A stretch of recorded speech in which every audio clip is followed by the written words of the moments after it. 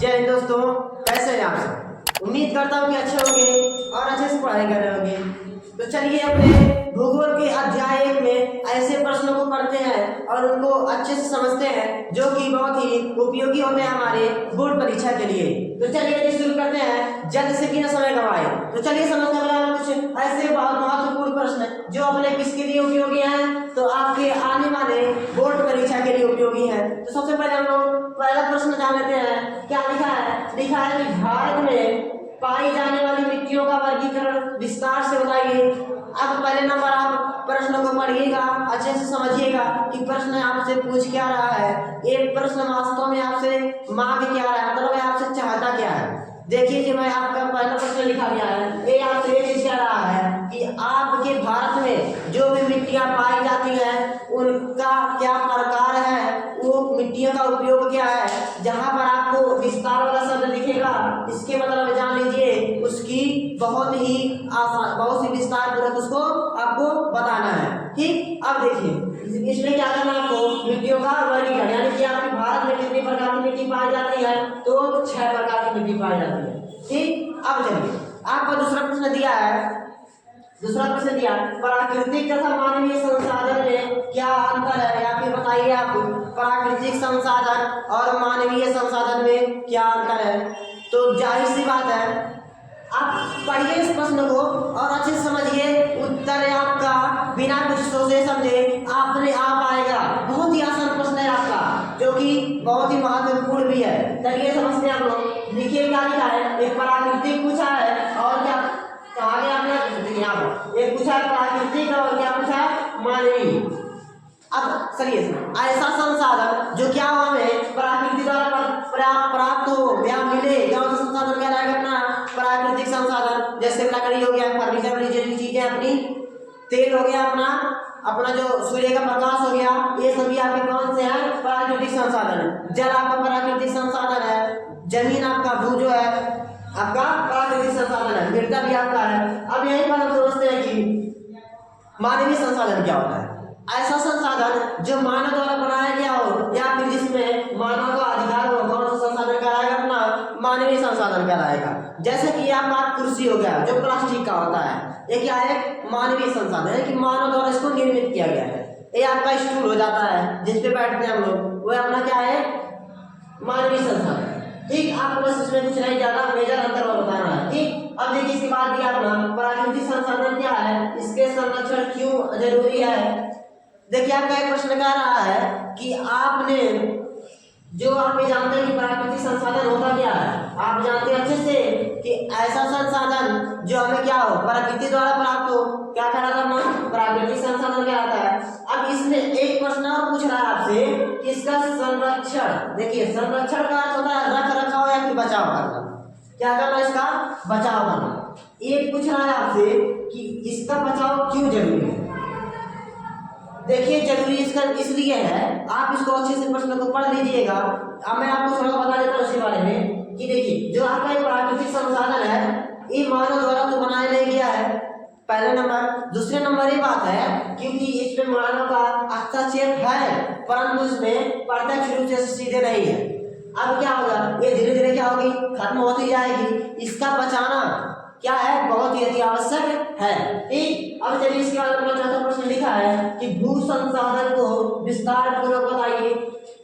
भू संसाधन को विस्तार पूर्वक बताइए। अब देखिए भू मतलब क्या होता है, जमीन। अब आपको इस प्रश्न में ऐसा जवाब देना आपको जो किसके बारे में हो, जमीन यानी कि भू के बारे में। आपका भू मतलब क्या होता है, तो जमीन होता है। ठीक, क्या होता है, जमीन। अब इसको आपको विस्तार पूर्वक बताना है, विस्तार से, यानी कि आपको जमीन से यानी कि भू से क्या मिलता है, क्या फायदा है आपको, अगर ये ना होता तो क्या होता, ये सभी चीजें आप इसमें अच्छे से विस्तार से बता देंगे। यही आपका कहलाएगा भू संसाधन को विस्तार पूर्वक बताना। ठीक, अब देखिए इसके बाद अपना प्रश्न दिया है कि भारत में जलोढ़ निर्मिता का उपयोग बताइए। अब आपको प्रश्न पूछा है कि जलोढ़ मृदा का उपयोग बताना है। जलोढ़ मृदा, ये जो आपकी जलोढ़ मृदा है, ये मृदा अन्य मिट्टियों की अपेक्षा बहुत ही उपजाऊ मिट्टी मानी जाती है अपनी जलोढ़ मृदा। ये जो आपकी ये जो आपका प्रश्न है इसको ऐसा आप लिखिएगा कि जो ये है भारत में जलोढ़ मृदा का उपयोग निम्नलिखित है। ठीक, इसके बाद आप क्या कीजिएगा, ये प्रश्न आपका 2 या 4, 2 या 3 नंबर में पूछा जाएगा। ये प्रश्न आप क्या कीजिएगा, इसको लिखिएगा कि भारत में जलोढ़ मृदा निम्नलिखित, भारत में जलोढ़ मृदा का निम्नलिखित उपयोग है। पहला नंबर पॉइंट करके लिखिएगा, 2 नंबर, 3 नंबर से 4 नंबर, लगभग आप इसको प्रयोग में 3 से या 4 से आप प्रयोग लिखेंगे। चलिए इसके बाद दिया है आपका मृदा अपरदन। देखिए आपका प्रश्न जो है मृदा अपरदन वाला, ये बहुत ही महत्वपूर्ण प्रश्न है, क्योंकि ये इस बार भी बोर्ड एग्जाम में आया था और कई बार भी आ चुका है। अब चलिए समझते हैं हम लोग कि मृदा अपरदन होता क्या है। देखिए मृदा का मतलब होता है मिट्टी, अपरदन का मतलब होता है कटना या फिर बह जाना या फिर अपने जगह से क्षरण हो जाना। क्या कहलाता है आपका, अपरदन कहलाता है। अब एक किस चीज के क्षरण होने की बात कर रहा है, तो मृदा, यानी कि मिट्टी का कट कर बह जाना या फिर क्षरण हो जाना क्या कहलाता है, अपना मृदा अपरदन कहलाता है। इसके बारे में आप अच्छे से पढ़िएगा। तात्पर्य का मतलब होता है कि आप इसके जानते क्या है या फिर समझते क्या है। ठीक, अब देखिए ये लिखा है आपका 7वां प्रश्न कि आप पुनर्चक्रीय तथा पुनर्चक्रीय संसाधन में अंतर बताइए। क्या बताना है आपको इसमें, आप पुनर्चक्रीय तथा पुनर्चक्रीय संसाधन में अंतर बताना है। अब इस प्रश्न को आप समझ लीजिए, उत्तर आपका सीधे आपके दिमाग में आएगा।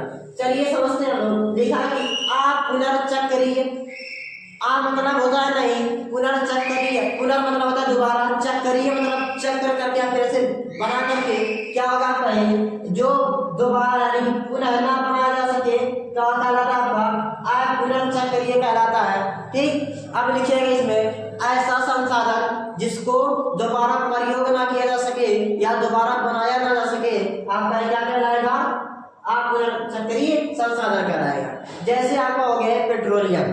ठीक, अब देखिए इसके बाद ये आपका पुनर्चक्रीय संसाधन, आप इसको अच्छे समझ लीजिए कि पुनर्चक्रीय मतलब ऐसा संसाधन जिसको हम लोग दोबारा क्या कर सके, चक्रीय कर सके या फिर इसको दोबारा हम लोग पुनः प्रयोग कर सके। क्या कहलाएगा आपका, ये पुनर्चक्रीय संसाधन कहलाएगा। ये आपका हो गया मेजर अंतर। आप भी ऐसे प्रश्न या फिर आपका प्रश्न ऐसे पूछे उपयोग, आपका प्रश्न या फिर अंतर पूछे, इन सभी प्रश्नों का आप उत्तर देंगे पॉइंट वाइज करके, पॉइंट में। ठीक, अब चलिए अगला प्रश्न आपका दिया है कि ये जो प्रश्न मैंने लिखा है यहाँ पर, ये सभी प्रश्न बहुत ही महत्वपूर्ण है। ये सभी प्रश्न आपके बहुत ही महत्वपूर्ण, बहुत बार ऐसे बोर्ड एग्जाम में पूछे जा चुके हैं। ये प्रश्न इस बार आपके पेपर में आया था 2024 के बोर्ड एग्जाम में कि सीढ़ीदार खेती कहाँ की जाती है। एक चीज और जान लीजिए, सीढ़ीदार खेती पूछेगा आपसे या फिर सौपानी खेती पूछेगा। क्या पूछेगा, सौपानी खेती पूछेगा,